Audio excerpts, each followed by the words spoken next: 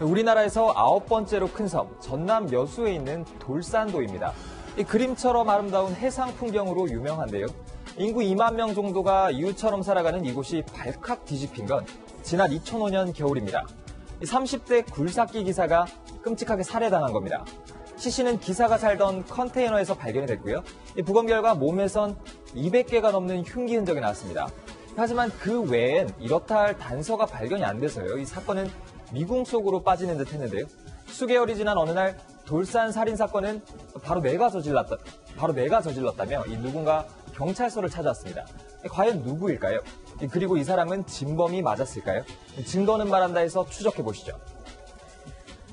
네, 14년 전인 2005년 12월 3일로 거슬러 올라가 보겠습니다. 그러니까 컨테이너에서 굴착기 기사가 숨진 채 발견됐다는 거죠? 네, 맞습니다. 2005년 12월 3일 오후 6시 20분경이었는데 이 사망한 남자의 동료 굴삭기 기사인 A씨가 이 컨테이너를 찾아왔어요. 왜냐하면 일을 같이 하기로 했는데 이 사람과 며칠째 연락이 되지 않는 겁니다. 네. 찾아와서 문을 두드렸는데 인기척이 없었어요. 그래서 조심스럽게 문을 열고 들어가 봤더니 갑자기 코를 찌르는 악취가 나는 거예요. 네. 혈흔과 같은 냄새가 났고요. 혹시나 해서 전등을 켜봤더니 깜짝 놀랄 만한 현장이 발견됩니다. 바로 이 씨가 숨진 채 사망해 있었고요. 깜짝 놀란 A씨가 119에 경찰과 함께 신고를 했습니다.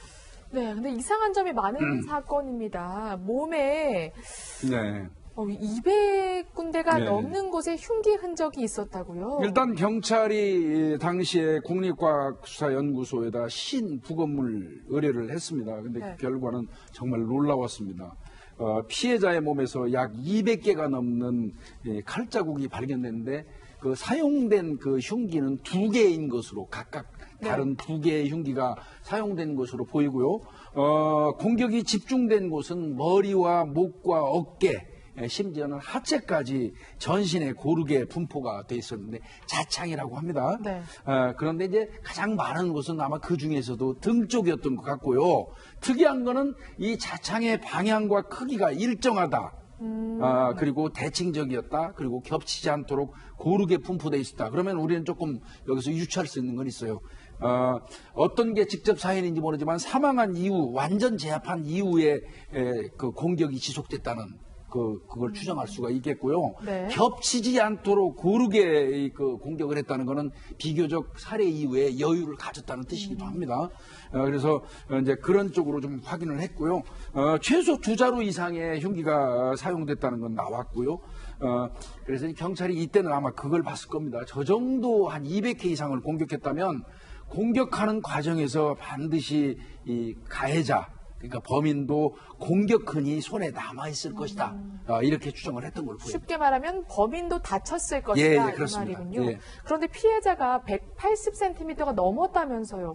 이렇게 200번 넘게 찌를 수 없을 것 같은데요. 네, 그렇습니다. 이제 키가 180에다가 몸무게가 91kg니까 상당히 거구죠. 그러니까 만약에 직접적으로 이제 맞닥뜨렸다라고 한다면 이런 식으로 당하기는 어렵을 것이다. 그리고 이제 적어도 그 피해자의 어떤 손이라든가 이런데 방어흔, 즉 다시 말해서 방어를 하는 과정에서 생기는 상처들이 남아 있을 것이다라고 이제 볼 수 있는데요.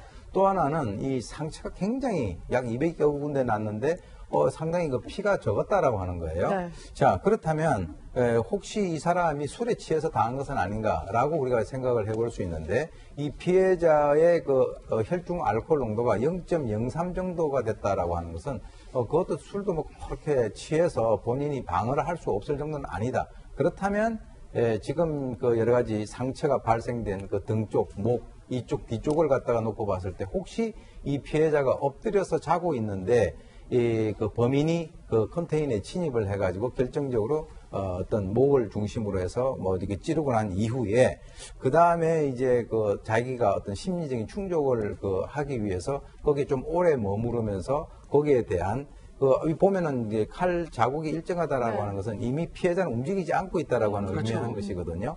그러니까 이제 그때 당시에 피가 많이 있지 않다는 것은 이미 사망을 했다라고 하는 거. 즉 다시 말해서 피가 막 도는 상태에서 칼로 찌르게 되면 피가 많이 분출이 될 텐데 사망을 하고 난 뒤 심장의 고동이 멈춘 상황에서 공격을 했다 이렇게 볼 수가 있고요.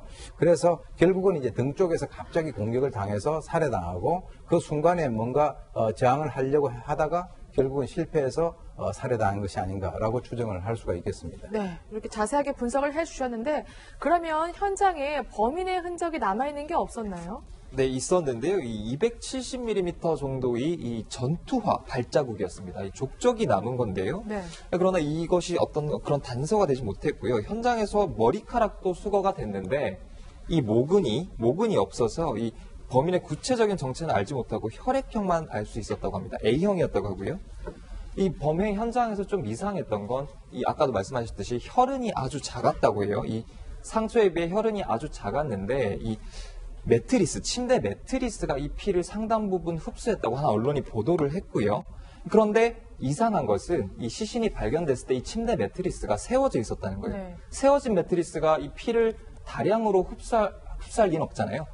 알고 보니 조사 결과 이 매트리스가 이 범인이 이 살해했을 당시에는 매트리스를 피해자가 깔고 자고 있었다고 합니다. 그러니까 이 범인이 매트리스를 살해 후에 세워놓고 나갔을 확률이 높은 겁니다. 그런데 여기서 알 수 있는 게 이 범인이 여기서 언제까지 머물렀나를 여기서 추정을 해볼 수 있습니다. 이 실험 결과 매트리스가 이 피를 흡수하는 것은 이 재질상 아주 오래 걸린다고 하고요.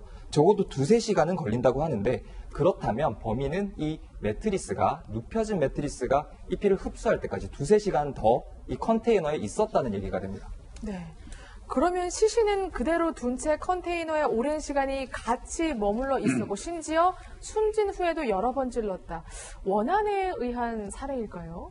원한에 의한 살해라고 치더라도 일단 그 범인의 입장에서는 그 어떤 상대를 제압하는 목적을 달성했다라고 한다면 현장을 빨리 이탈하는 것이 일반적이죠. 지금 조금 전에 그 말씀을 하셨듯이 약 2-3시간 이상을 갖다 거기에 머물렀다. 즉 다시 말해서 자기가 살해한 그 피해자의 시신 옆에서 계속 있었다라고 하는 것은 이건 일반적이지 않다라고 하는 것을 의미를 하고요.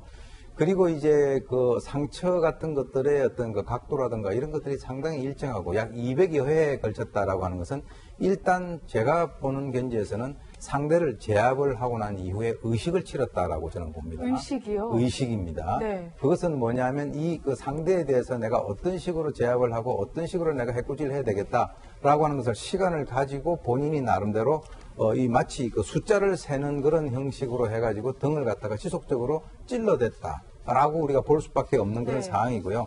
이런 그 성향을 가진 사람은 일반적인 사람이라기보다는 집착이라든가 또는 뭐 강박적인 그런 성향을 가진 사람일 가능성이 상당히 높다라고 추정이 가능하겠습니다. 그러니까 감정을 실어서 마구 찌른 것보다는 숫자를 하나하나 세가면서 하나의 의식을 치렀다 이 말이시죠? 저는 의식이라고 봅니다. 저도 이 사건을 분석을 예전에 좀 해봤는데요. 네.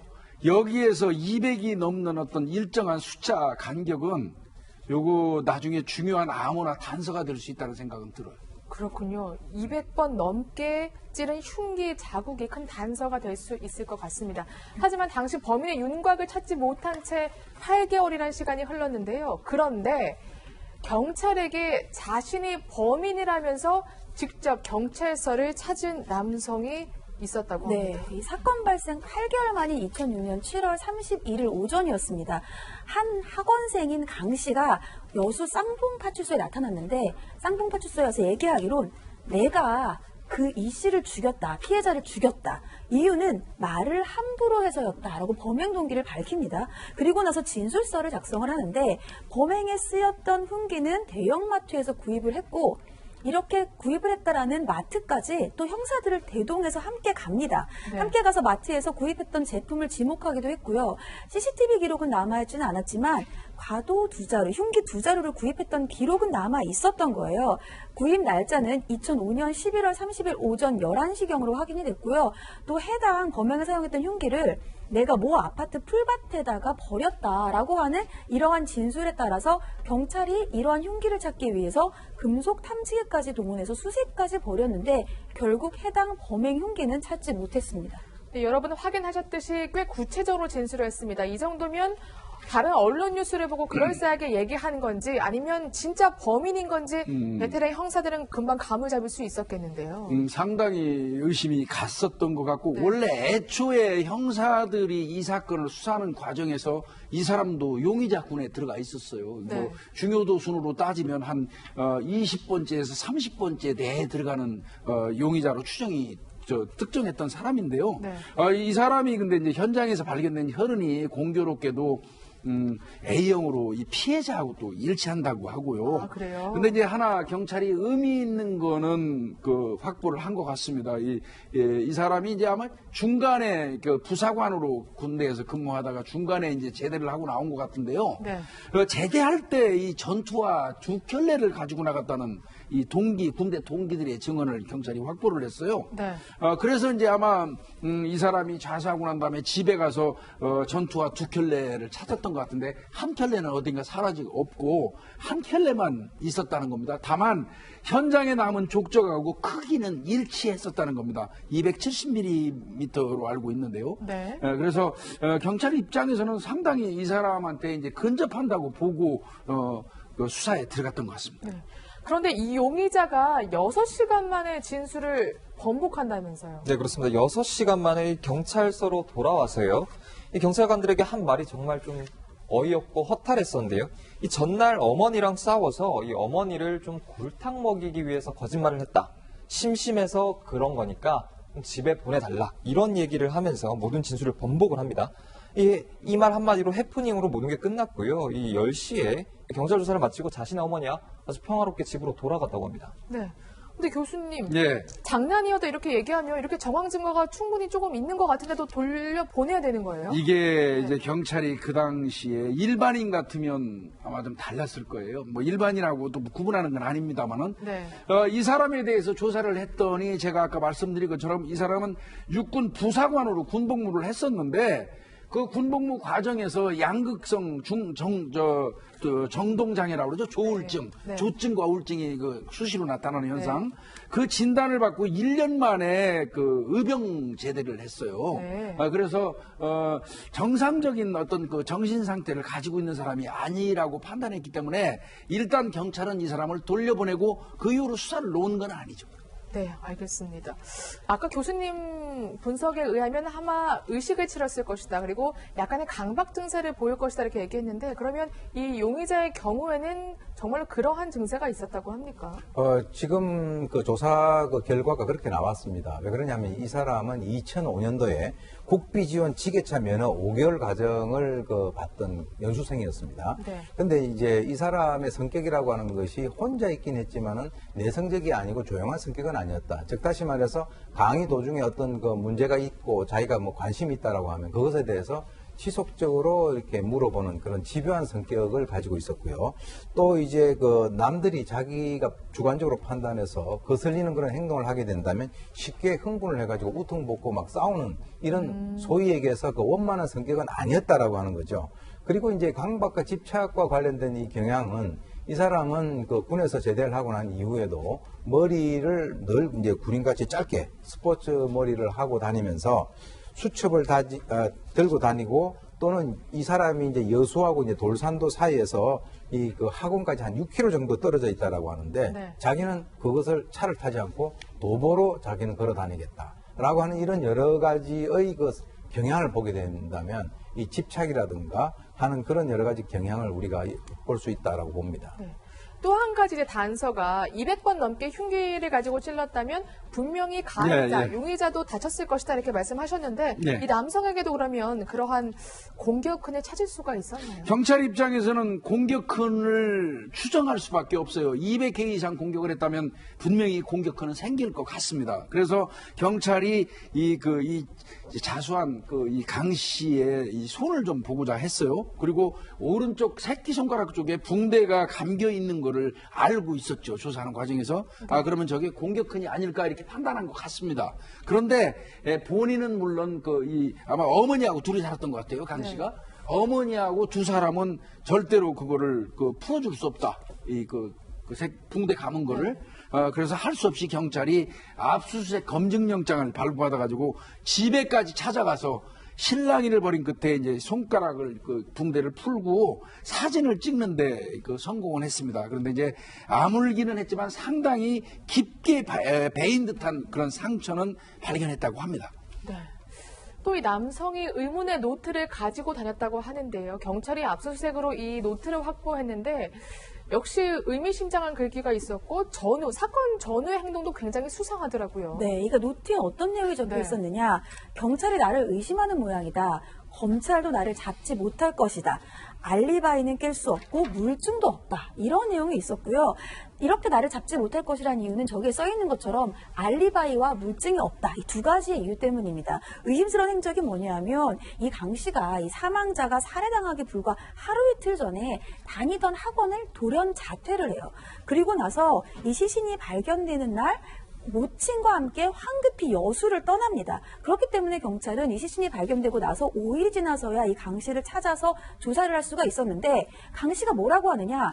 나는 학원을 자퇴하고 나서 계속해서 집안에만 있었다 이렇게 주장을 하는 거예요. 근데 문제는 이 강 씨가 휴대전화도 없고 신용카드도 없고 운전면허도 없습니다. 그러니까 집에 있었다라고 입증을 해줄 수 있는 사람이 모친밖에 없었던 것이고 네. 이 모친이 이 사망한 사람의 시신이 발견되는 날 갑자기 직장에 결근을 하겠다 이런 얘기도 하지 않고 황급히 강 씨를 데리고 여수를 떠났기 때문에 모든 정황이 굉장히 의심스럽다 이렇게 생각이 들 수밖에 없었던 거죠. 강 씨의 어머니가 뭐든 알고 있을 것 같다는 느낌을 지우기가 어려운데요. 왜 그러냐면 이제 이 강 씨 어머니 같은 경우가 약간 그 이중성을 보입니다. 우선 제일 먼저 의병 전역을 했지 않습니까? 그래서 네. 왜 의병 전역을 했느냐라고 물어보니까 이거는 정신질환이 아니다라고 부정을 해요. 그리고 우리 애는 섬세하고 착한 애고 그런 상황이기 때문에 심지어는 이제 그 군에 대해서도 이 정신질환과 관련된 그 기록을 갖다가 남기지 말라라고 요구를 합니다. 즉 다시 말해서 부정을 한다는 거죠. 네. 그리고 이제 아들에게 아무런 문제가 없다라고 하면서 지속적으로 이제 그 아들 옆에 쭉 따라다니면서 이제 같이 동참을 하게 되는데 실제로 이제 이 아들이 혼자 온 것은 자수를 하러 올 때 그때밖에 없었거든요. 근데 이제 그 이것과 관련돼서 취재하는 그 제작진들에게 전화를 해가지고 우리 아들 범인이 아니니까 더 이상 그 의심하지 말라 이렇게 얘기를 하니까 그 제작진 입장에서는 그럼 왜 자수를 했느냐라고 물어볼 수밖에 없지 않습니까? 네. 그렇게 얘기를 할 때 바로 그 아들이 정상 아들이냐, 즉 다시 말해서 앞에서는 정상이라고 해놓고 뒤쪽에서는 정상이 아니다라고 하는 이 이중성이 상당히 극명하게 드러나는 그런 태도를 보인 것이 상당히 또 의심을 사는 또 그 하나의 그 어떤 단서가 됐다 이렇게 볼 수 있습니다. 물론 강 씨가 굴착기 기사를 살해했다는 직접적인 증거는 없습니다. 그렇기 때문에 반대로 이 네. 미제 사건을 풀기에는 굉장히 갈 길이 멀어 보이거든요. 하여튼 이 사건은 제가 볼 때 2005년 이후의 사건이니까 그 살인 사건에 있어서의 공소시효는 없어요. 네. 그러니까 수사는 다시 해볼 만한 가치가 있다는 생각이 들고요. 그 당시에 현장 사진 같은 거 잘 찍어놨는지 모르겠습니다. 잘 찍어놓고 정황 증거라든지 이런 게 그 돼 있다면 지금이라도 그 사람이 최초에 자수했을 때 그 진술의 신빙성 뭐 이런 거를 과학적으로 좀 입증을 하고요.